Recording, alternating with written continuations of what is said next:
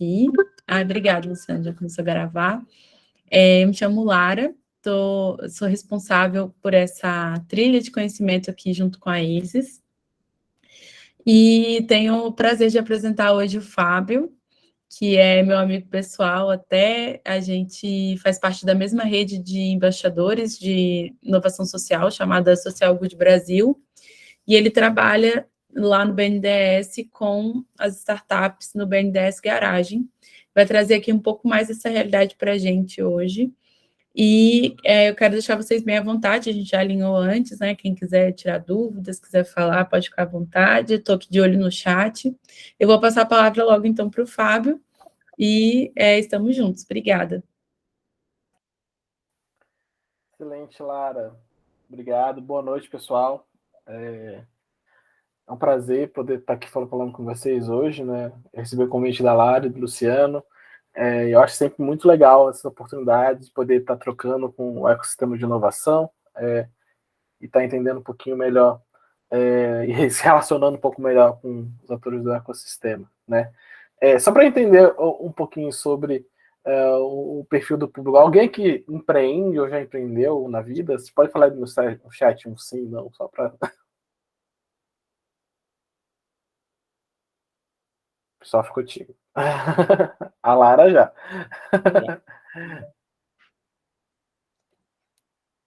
A maioria aqui, então, hein, gente? Legal. Ok, então. Não tô falando para um público leigo de empreendedor. Muito legal. Vou abrir uma apresentaçãozinha aqui rápida, né? Para guiar um pouquinho nossa conversa, né? Empreendedor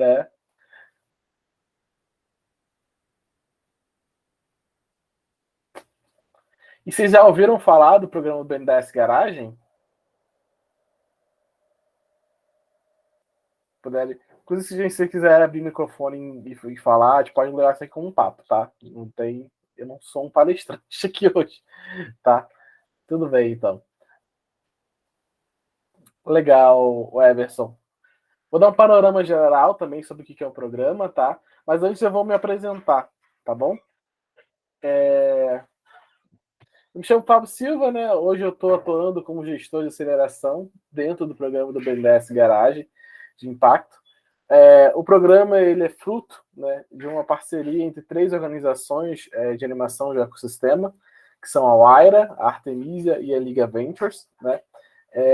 Em que dentro do programa a gente desenvolve, né, um processo de aceleração com negócios desde estágio inicial, né, que a gente chama de negócios de criação, a negócios que estão em estágio mais avançado, né, são negócios de tração, né. De maneira geral, o perfil desses negócios, né, são negócios que tem algum nível de base tecnológica, mas não necessariamente se resume à base tecnológica, né, visto que o foco da aceleração são negócios de impacto, né. E tem perfis variados de negócio, né? Desde perfis da área de saúde, de educação, meio ambiente, GovTech especificamente, né? Negócios de educação financeira, enfim, a gente atua com diversas frentes de impacto social, né? Que são definidas em cada ciclo de aceleração, por assim dizer, tá? Eu trouxe um pouquinho aqui do conteúdo de metodologia que a gente utiliza, tá? Mas antes de falar dessa parte de conteúdo, eu vou falar um pouquinho sobre o que eu faço, né? Enquanto gestor de aceleração, eu estou atuando junto aos negócios que estão em tração. O que são esses negócios? São negócios que estão em estágios mais avançados, né? Ou seja, negócios que já passaram pelo seu processo de validação. Eu vou mais para frente explicar o que é isso, tá? Negócios que já validaram, né, o seu produto junto ao mercado e estão agora tentando, na verdade, desculpa, já validaram sua solução e o produto, e agora estão tentando validar o seu produto junto ao mercado, ou seja, estão tentando encontrar maneiras e estratégias de você conseguir se posicionar no mercado, vender mais, enfim, tornar sua marca mais reconhecida, né? Dentro desse grupo de startups de tração no nosso programa, são 25 startups. Eu atuo diretamente com 10 startups, né? Então, eu tenho bastante proximidade com 10 negócios por ano, por ciclo, né, de aceleração, em que a gente desenvolve essa metodologia, tá? E o conteúdo basicamente é o seguinte: são 9 encontros quinzenais, pensando em startup e gestor, mais um ciclo de formação de workshops. Esse aqui eu não coloquei, né, mas foi um pouquinho mais do meu papel, né? E que nesses encontros quinzenais, que duram 18 semanas, ou seja, 4 meses, a gente vai trabalhando diversas dimensões, tanto de negócio quanto de impacto, né? E essas dimensões são mercado, estratégia, a gente trabalha funil de vendas, customer success, que é relacionamento com o cliente, né? Que basicamente é entender como eu consigo estabelecer, definir estrategicamente quais são os pontos de contato com o meu cliente, como estabelecer isso dentro de um funil de relacionamento, time, né, produto e finanças, e na parte de impacto, propriamente dito, né, a gente considera todos os indicadores, entendimento aprofundado do que é impacto, um modelo de negócio voltado para o modelo de impacto e como se mensura esses indicadores, tá? Além dos benefícios dos encontros com os gestores, né, a gente tem toda uma metodologia específica para trabalhar com o negócio. Cada uma das startups recebe um apoio de um mentor do BNDES Garage, do próprio BNDES, desculpa, em que esse mentor ele faz parte, ele é um funcionário do BNDES. Então, assim, é bem interessante porque em outras acelerações a gente não vê essa profundidade relacionada a você ter um player como um BNDES, né, por assim dizer, atuando tão próximo à startup, né? Então é legal porque você consegue botar um funcionário dialogando direto ali com o negócio no dia a dia, em que ele consegue direcionar ou até mesmo dar os caminhos das pedras para você acessar determinados benefícios do BNDES, né? Claro que o negócio tem que participar por todo o processo burocrático de acesso a crédito do BNDES, não é tão simples assim, mas a gente consegue ajudar a esse negócio a entender quais são os meios possíveis e também quais são os meios que não existem também, né? Porque às vezes o empreendedor ele vai com uma necessidade, ele vai com uma vontade X e o BNDES não consegue atender, também faz parte do processo, né?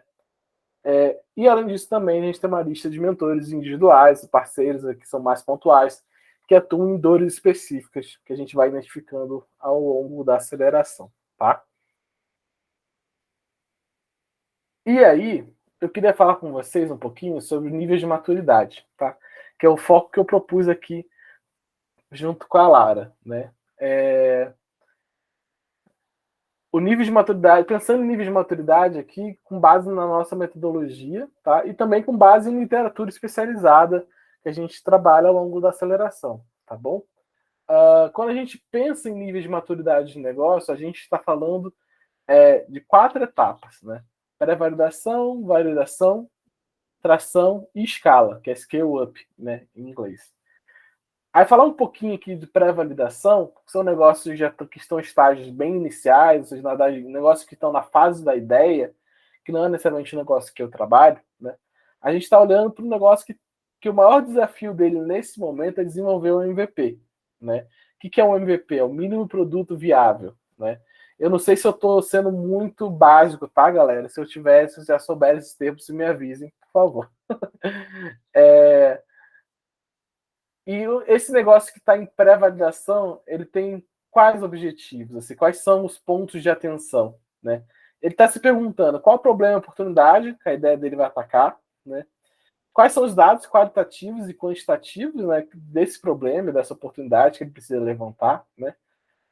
Se as pessoas realmente precisam desse produto, e essa é a pergunta-chave, na verdade, porque não adianta nada produzir uma ideia em que as pessoas não querem comprar, né? Se eu não atendo um problema real, meu negócio não vai para frente, né? Essa ideia, hoje no mercado, ela está sendo vendida por alguma empresa existente, né? Então, esse é um processo bem inicial de maturidade de negócio, que acaba que eu não trabalho no dia a dia, mas é um processo interessante, né? Todo mundo que começa a aprender vai passar por esse processo, inegavelmente, e existem diversas metodologias hoje que a gente consegue ajudar o empreendedor a desenvolver. O Diego aqui ó, já já está se botando aqui, querendo fechar uma parceria, legal. Aqui os negócios que vão para validação, quando passa de pré-validação para validação, que a gente chama de go-to-market, né? Ou seja, ele está desenvolvendo um MVP e esse MVP ele conseguiu fazer suas primeiras vendas, né? E esse negócio está em validação, ele está pensando em como desenvolver uma vantagem competitiva de negócio, né? Então ele está tentando entender, né, quais são os cases de sucesso que ele tem com o cliente dele, né, visto que ele tem os primeiros clientes. Se ele já consegue ter um case de sucesso que ele consegue entender e mensurar o valor que ele está entregando. Qual a estratégia de aquisição de clientes? Aí essa parte é muito importante, que aqui onde está um dos principais fatores do Vale da Morte é não conseguir identificar um canal de aquisição apropriado, né? O canal de aquisição, ele faz parte, é uma das partes do funil de vendas, tá, pessoal? Depois eu estiver testando até um pouco técnico aqui. Então, o que é um canal de aquisição? Vou dar um exemplo. É um LinkedIn, por exemplo. E aí a gente utiliza determinadas estratégias para validar seu LinkedIn, nesse caso. Ele é um bom canal para conseguir vender o meu produto, né? E a gente utiliza não só, enfim, aí tem N canais. A gente pode usar um webinar como canal de aquisição, pode usar o Google Ads, o Facebook, o Instagram, post em blog, enfim, 1 milhão de formas diferentes de a gente conseguir definir canais de aquisição.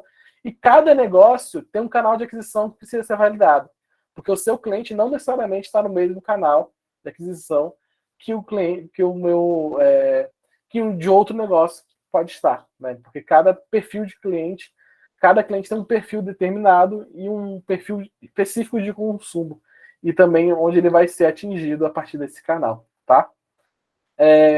Quem são os principais stakeholders, ou seja, principais pontos parceiros, que o negócio ou pontos de contato, né? E como eu consigo atender as necessidades de cada um, né?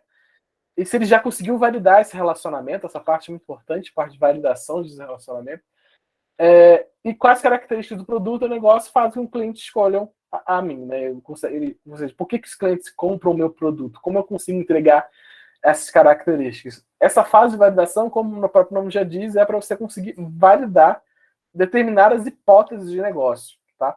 E aí, quando a gente fala de hipótese, está falando de hipótese no tipo ciência mesmo, meio científico, sabe? Se o cientista ele pega e fala, eu preciso definir aqui, descobrir se, sei lá, um exemplo científico aleatório, sei lá, eu preciso descobrir se quebrando esse átomo eu consigo a cura para o câncer. Chutei alguma coisa aleatória. No negócio vai ser a mesma coisa. A gente pega métodos científicos e aplica isso para uma realidade de negócio. Obviamente com uma linguagem mais direcionada para o mundo do mercado, tá? E o negócio que passa de validação, ele está andando, que a gente chama de um vale da morte, né? Ele está andando de lado, que é justamente a fase de alcançar um tal do product market fit, né? Que é esse fit entre produto e mercado, né? E aí que eu trouxe para vocês esse gráfico, né? De um estudo recente do CB Insights, né? Em que eles apresentaram quais são os principais motivos, né? De por que as startups falham em atingir o product market fit, né? Primeira coisa, o principal motivo é que não existe necessidade de mercado. Você simplesmente lançou um produto que ninguém queria, não era um problema, não era uma dor para ninguém, né? Isso representa o principal motivo de quebra. Outro, faltou dinheiro. Acabou a grana porque não consegui validar, não consegui vender, não conseguia ter acesso a investimentos, empréstimos. Ou por que eu não consegui vender? Provavelmente porque meu canal não está validado, não consegui validar meu produto, não consegui identificar qual é o meu público-alvo para atender esse mercado, né? E time, acho que são os top 3, assim, e tem outros aqui relacionados a, enfim, preço, produto, enfim, qualidade ruim, esse tipo de coisa, tá? Mas, oi, Denis. No seu slide anterior, que você define as perguntas e os critérios do processo de vocês, vocês têm... Eu imagino que isso deva variar de acordo com o arquétipo do projeto, mas vocês têm um número X, por exemplo, de clientes para vocês identificarem que ele alcançou um grau de validação que para vocês faça sentido, um projeto B2B, por exemplo? Legal. Então, não tem um número, não tem uma fórmula fechada, tá? Depende muito do mercado de atuação e do nicho que você está trabalhando dentro desse mercado, né? Quando a gente fala de um mercado B2B também, a gente tem que entender se esse B2B é um B2B complexo, ou seja, é um grande B2B, um B2B enterprise, por exemplo, Itaú, tá ligado? Ou se é um pequeno empreendedor que vende pipoca ali na esquina, entendeu? Assim, são níveis bem diferentes de B2B. E para cada um desses níveis existe um processo de validação, tá? Eu vou trazer também, mais para frente, perguntas que levam você a entender se você conseguiu chegar a esse product market fit, né? Esse fit com o mercado. Que eu acho que responde o que você está trazendo, tá, Denis?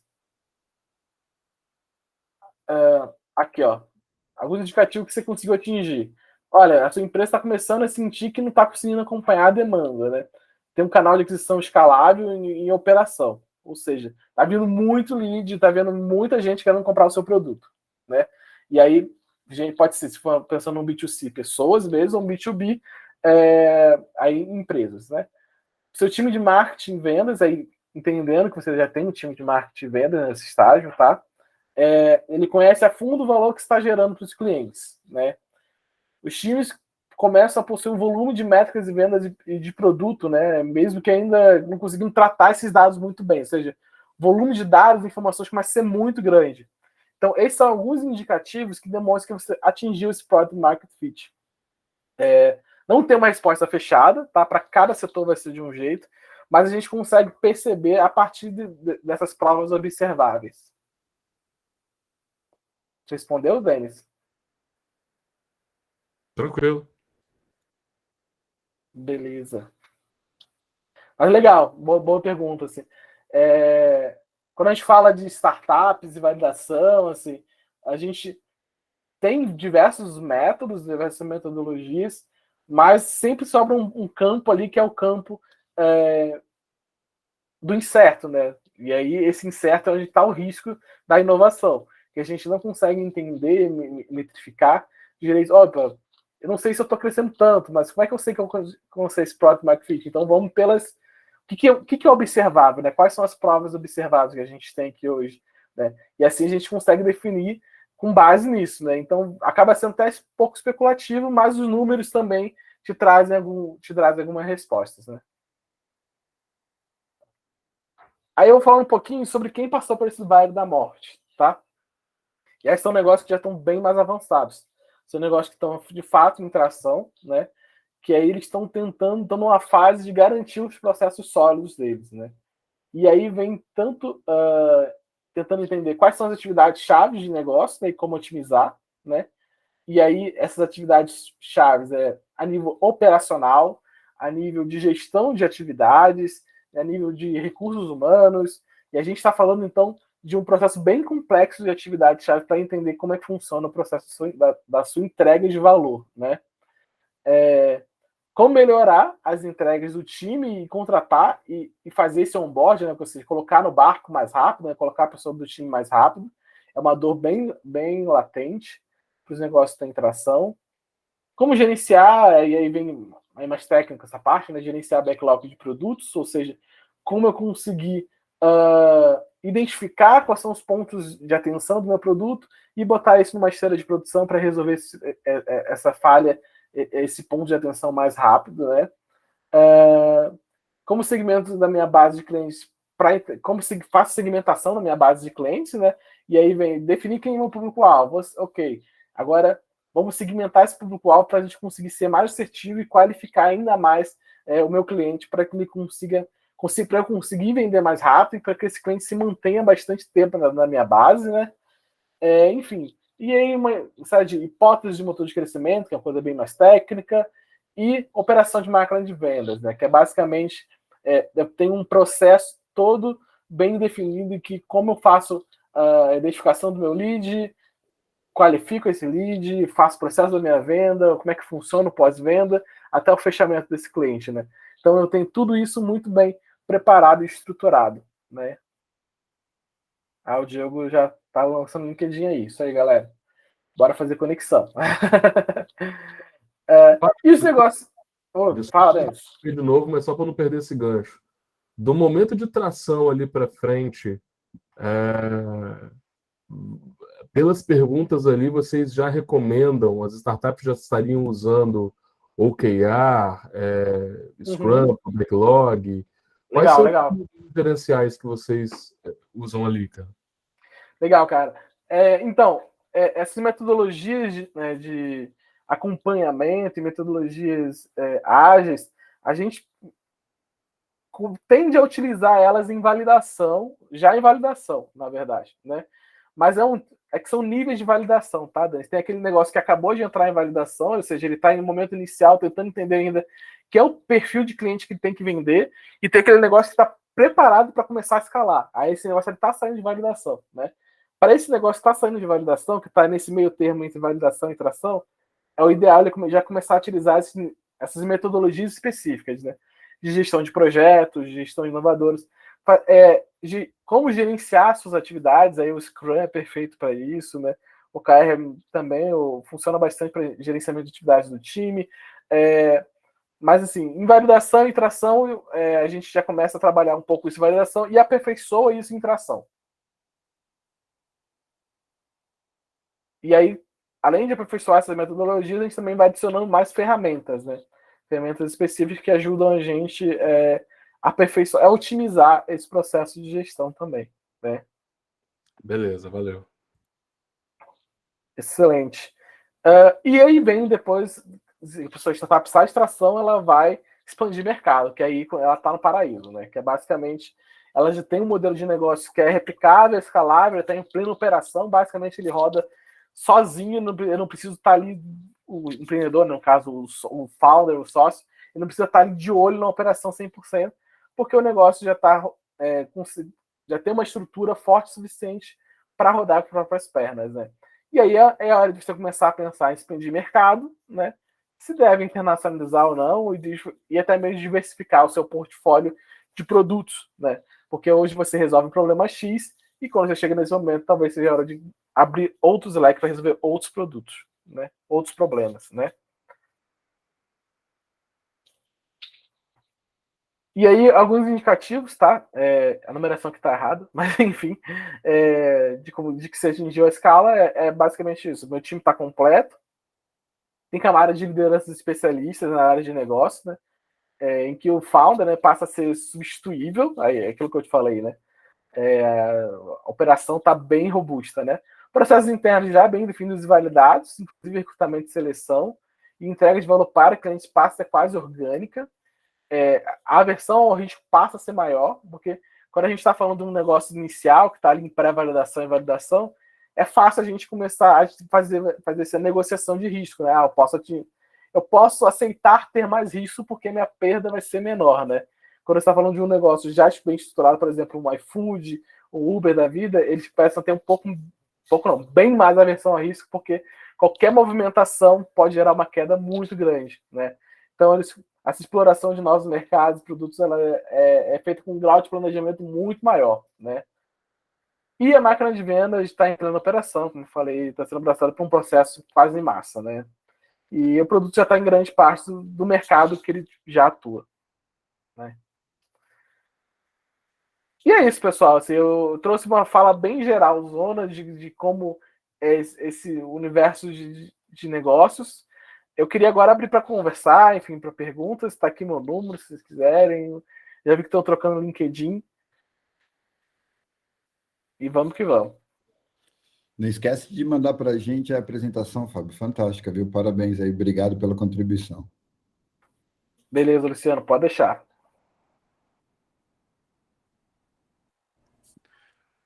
Fábio, nesse sentido, são avaliados, vocês têm um acompanhamento contínuo, no caso, das curvas de CAC, LTV e ACV médios ali.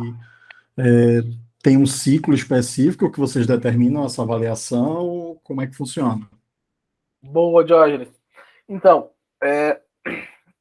para esse negócio que estão na fase de tração, né, que estão na fase dos estágios mais avançados, falando em termos práticos sobre aceleração, tá? Cada negócio, a aceleração em si é um pouco mais direcionada, personalizada para esse negócio, né? Porque cada negócio tem uma dor um pouco diferente, um pouco distinta, né? Então, assim, a gente não consegue atuar com todos os negócios, em todas as esferas que eu apresentei ali. Então, a gente define pelo menos uma, né? Normalmente acaba sendo funil de vendas, tá?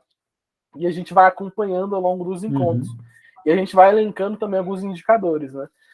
A gente não faz o trabalho para o empreendedor, a gente direciona, né? Olha, quais são os indicadores que a gente vai mensurar e acompanhar ao longo desses 4 meses. A gente escolhe 3, pelo menos, assim.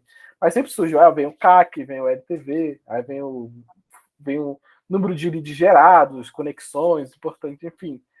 Diversos outros indicadores que vão surgindo com base no elenco da prioridade que o empreendedor traz para a atração. Porque algo que eu tenho visto bastante é uma preocupação, principalmente com o mercado abordável, total, segmentado, que a gente acaba utilizando nessas startups, nessa fase, né? Então, é interessante a gente entender quais são os indicadores que normalmente estão sendo utilizados, principalmente num programa como Garagem. Legal. Quando a gente está, pelo que eu entendi, está falando do mercado endereçável para o negócio, né? Ou seja, tamanho de mercado. Isso. Tá, legal. Isso. Sim, é uma pergunta bem importante, né?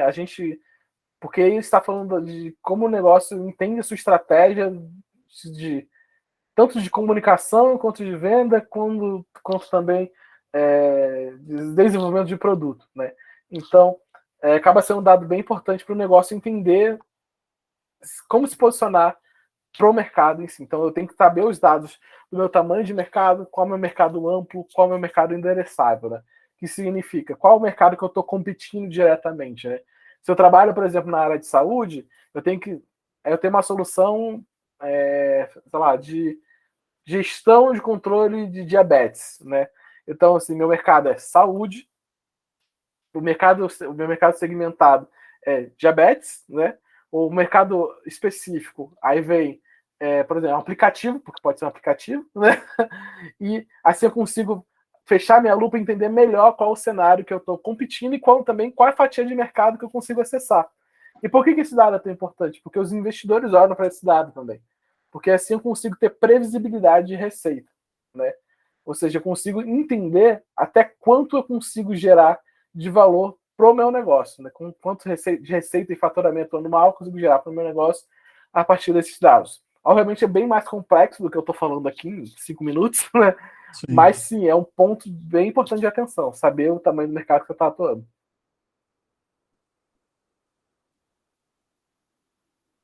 Valeu, Fazendo querido. um gancho aqui, fazendo um link com o tema do nosso Talks, né? Porque os negócios dão errado. Qual é o principal indicador em cima dos negócios que vocês avaliam e acompanham de mortandade das empresas? Como eu trouxe assim, no Brasil também não é muito diferente. Aqueles dados ali são a nível nacional, internacional, assim, não conseguir identificar, não trazer um problema, né? A sua solução não responde a um problema perceptível para as pessoas, né? Ou seja, eu desenvolvi um problema, eu desenvolvi uma solução e esse é um problema que não existe ou as pessoas não enxergam de fato como problema, né? O que isso significa, né? Significa que eu não validei a minha solução, eu não fiz os processos corretos de validação, eu não perguntei para as pessoas antes de ir lá e desenvolver um produto se elas achavam que aquilo era um problema, né? Se elas pagariam por isso, porque elas podem até achar que é um problema, mas aí, ok, é um problema, mas você pagaria? Não, tipo assim, ok, então quais são as formas que eu consigo desenvolver para isso assim? Então, pontos principais é isso, assim, não consegui, fiz um produto que não existe, né, para um problema que não existe, solução para um problema que não existe, desenvolvi, não consigo acessar financiamento aos mercados, seja através de venda, seja através de investimento, empréstimo, não por N motivo você acaba não conseguindo, né? E também, aí esse é um ponto muito crítico de atenção, não tem um time de sócios bem alinhado, porque esse é o primeiro caminho. Eu já empreendi, né, e meu negócio deu totalmente errado porque os sócios não se entendiam sobre o futuro do negócio. E pessoas é o pilar de qualquer startup hoje, né? Então, assim, se eu falar da Santa Trindade de negócio, seria pessoas, produto e tecnologia. Para o negócio dar certo, você precisa ter pelo menos isso aí bem organizado. Fábio, duas perguntas. Talvez eu não possa falar tudo, mas, enfim, vou perguntar de qualquer maneira. Vai falando.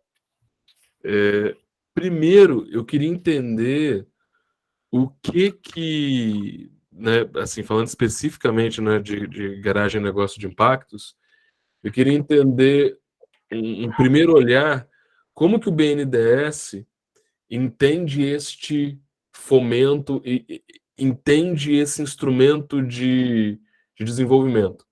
Deixa eu botar um benchmark para você entender mais claro o meu ponto de vista. A gente tem aqui no estado um fundo soberano, que é basicamente um fundo que vem com recursos de royalty de petróleo, e foi desenvolvido um fundo chamado FUNSISUM para fomentar a economia, mas fomentar a economia no sentido mais economês possível. Vou injetar dinheiro e foda-se. Tipo, em essência, eles estão olhando para os negócios como qualquer fundo olharia. Eles não estão fazendo fomento, por assim dizer. E aí entra a minha primeira pergunta. O BNDES, ele quer ter o retorno prioritariamente? Ele olha isso como fomento? Como é que ele olha para isso? E quais são, especificamente falando de negócios de impacto, as diferenças que justificam um programa de aceleração específico, tipo da Artemisia, se é que tem, tá? Assim, porque muito do que você está me falando, muito do que você trouxe aqui é muito comum, assim. Mas eu queria entender as particularidades de negócio de impacto também. Legal. Tá. Nessa primeira parte, como eu não faço parte do quadro do BNDES, né, eu faço parte do quadro do consórcio, eu não saberia te dizer a nível estratégico qual o intuito do BNDES. Né? Eu sei que dentro do BNDES ele recebe com muita... Enfim, ele ficou muito feliz de ter contato com esses negócios, sabe? Assim, que é um pouco mais de proximidade com o mundo real, né?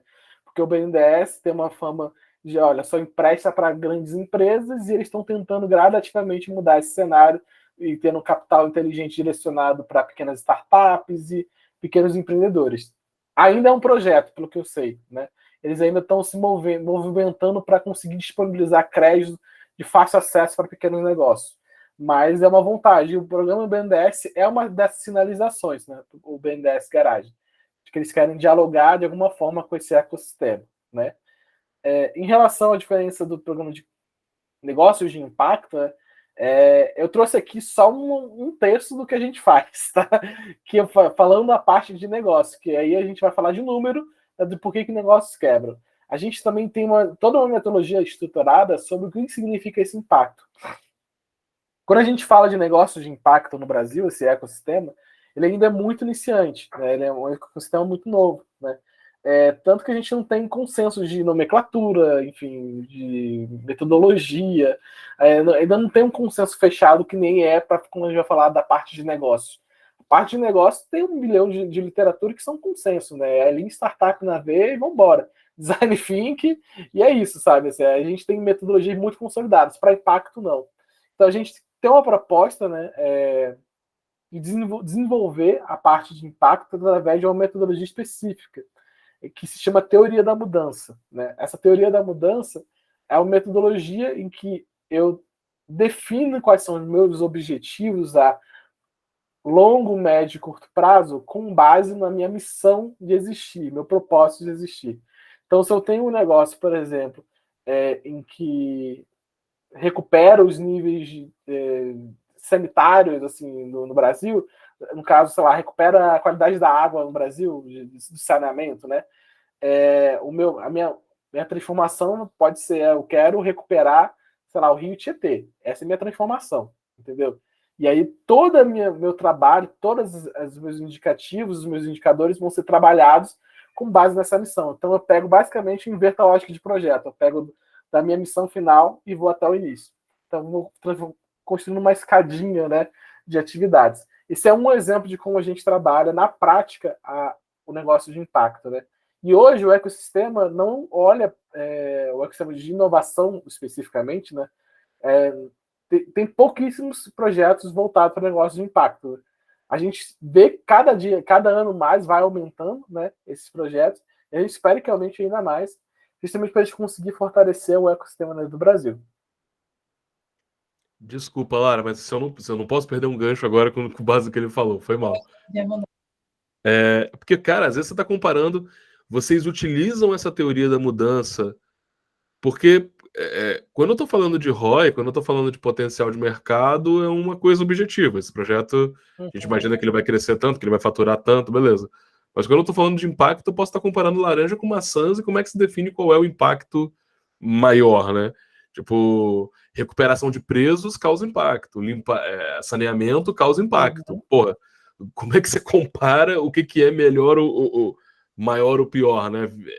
Assim, Denis, bem-vindo ao mundo de impacto. É justamente essa discussão. Como é que você compara?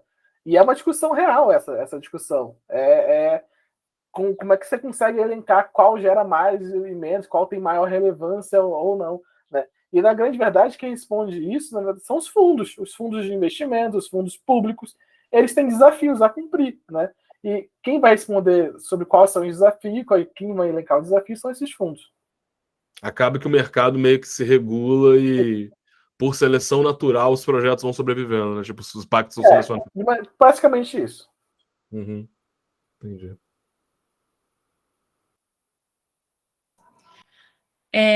A minha questão era similar à do Luciano, mas eu queria entender um pouco mais na etapa de tração, assim, o que vocês, enquanto aceleradores aí, têm identificado que são a maior causa de problemas ou até mesmo de morte de projetos, né? Imagino que nem todos consigam chegar no nível, né, final aí de maturidade. Então, eu queria entender assim, passei pela etapa de validação, passei pelo Vale da Morte lá, e aí, mesmo assim, o negócio não vai. O que é, assim, que acontece? O que vocês têm identificado, assim? Perfeito. Falar um pouquinho do cenário geral do programa, né? Já está no segundo ano do programa, ou seja, a gente trabalhou já com 50 negócios, né? E desses 50 negócios, a maior parte está em validação, não está nem em tração, né? Ou seja, eles estão trabalhando para chegar em tração, né? E a maior parte dos problemas que a gente identifica, que são desafios, né, e também oportunidades, está em funil de vendas, né? Então, como eu consigo azeitar esse funil de vendas para conseguir gerar receita, gerar sustentabilidade para o meu negócio, né?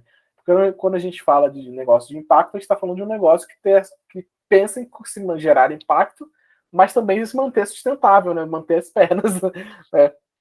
Parar de pé. Então, esses são os principais desafios que a gente trabalha, né? E aí vem canal de aquisição, vem definir quem é o meu perfil ideal de cliente, né? Com qual o melhor cliente que pode trabalhar, que eu tenho que trabalhar, né?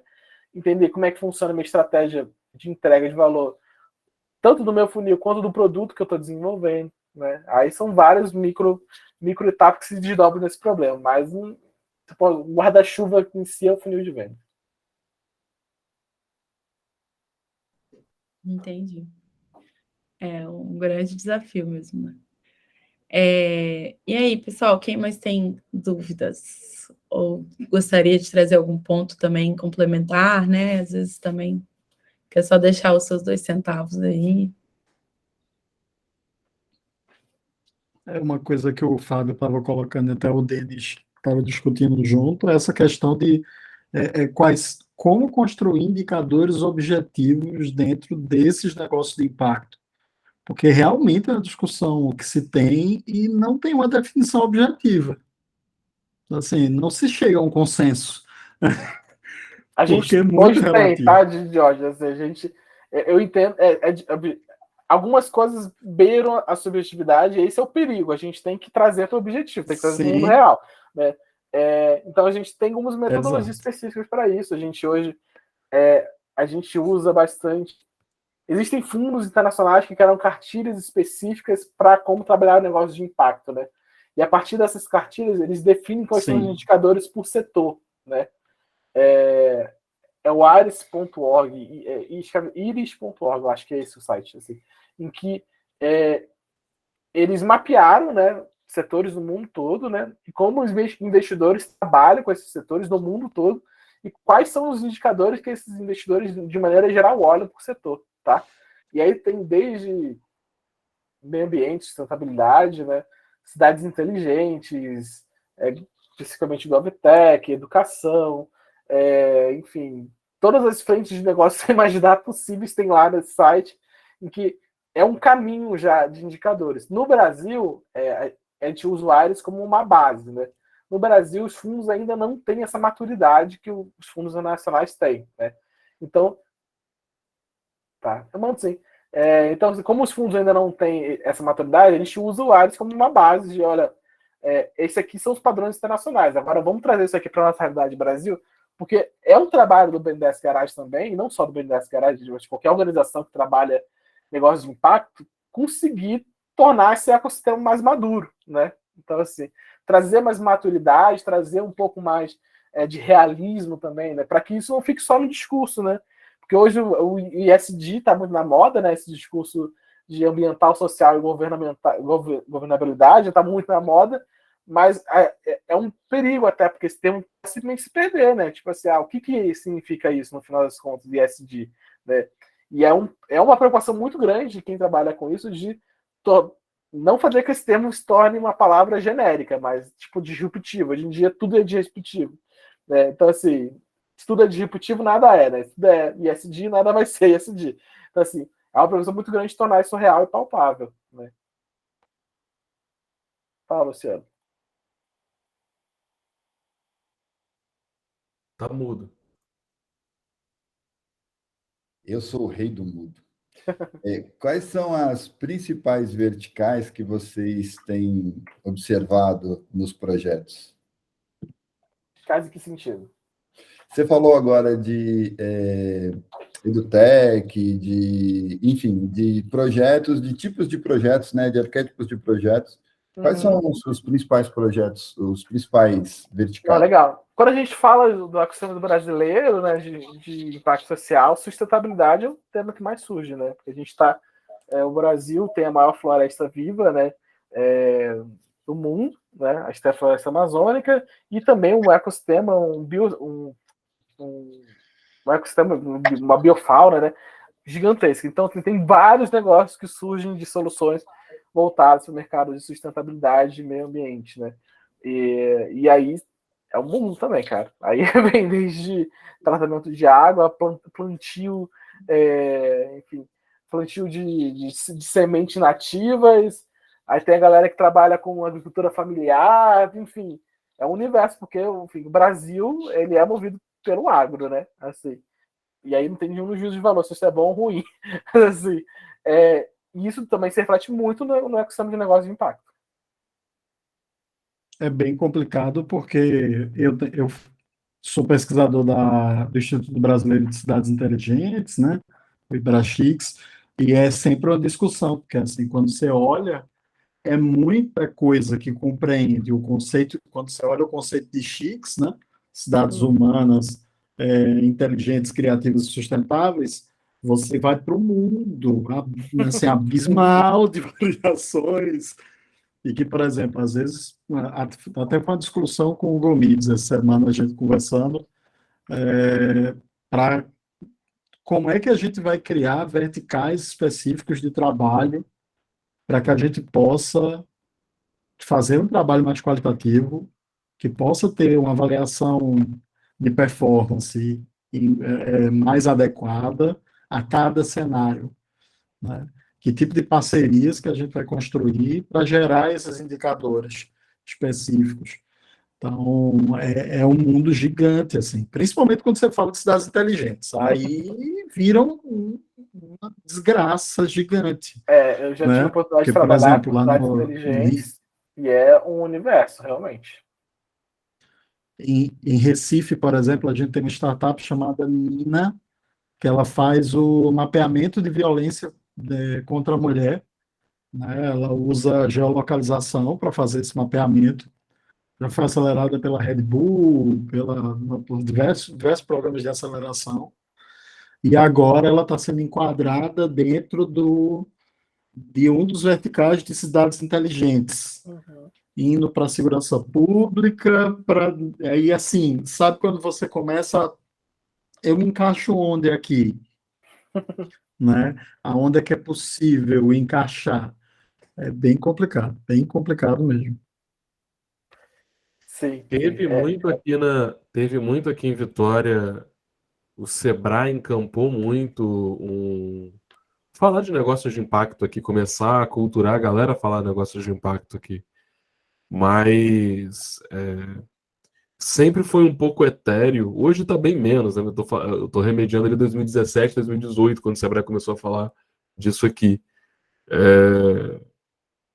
O foda é que quando a gente não consegue. E aí eu tô falando para quem é de fora, né?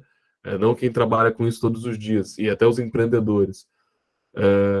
O que você via a galera fazendo um impact wash ali.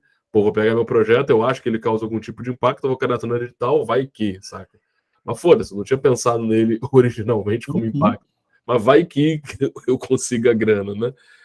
Como tem muito edital sem contrapartida específica de equity e tal, para esse tipo, às vezes, de projeto, vai que vira portfólio de projetos, né? Não sei o quanto que vocês acompanham isso, mas aqui rolou muito.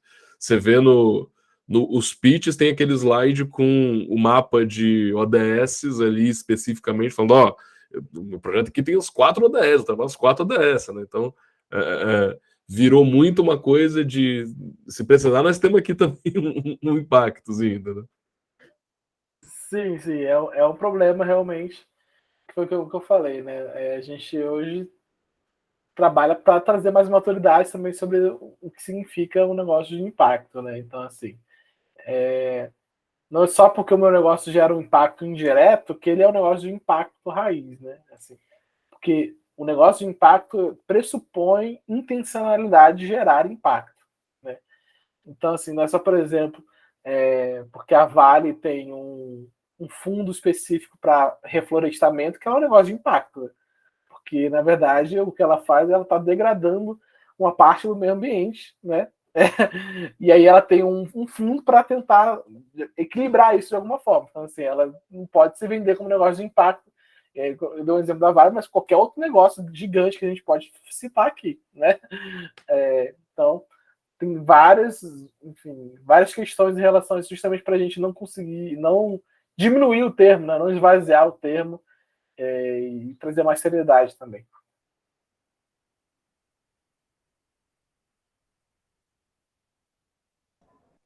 Muito bom, gente. E aí, alguém tem mais alguma coisa que quer acrescentar?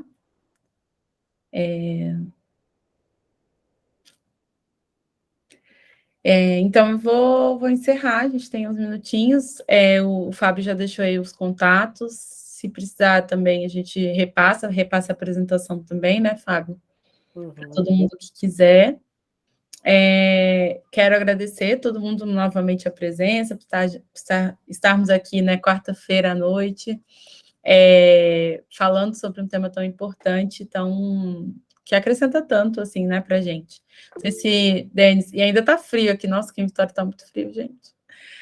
Não sei se Denis e Luciano querem acrescentar mais alguma coisa, mas da minha parte fica isso aí.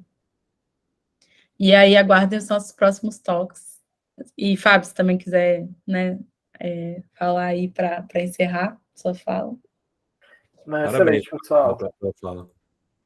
Prazer em conhecê-los, assim, é um prazer, enfim, poder ajudar, trazer um pouco mais também do trabalho que a gente vem desenvolvendo, né? E estamos juntos aqui, eu estou deixando meu LinkedIn nos comentários. Deixa eu passar aqui. E fique à vontade para a gente adicionar e ir trocando uma ideia por lá, enfim, e vamos conversando. É isso. Muito obrigada, gente. Muito obrigada, Fábio. Boa noite a todos. Tchau, tchau. Boa noite, bom descanso. Falou, galera. Tchau, pessoal.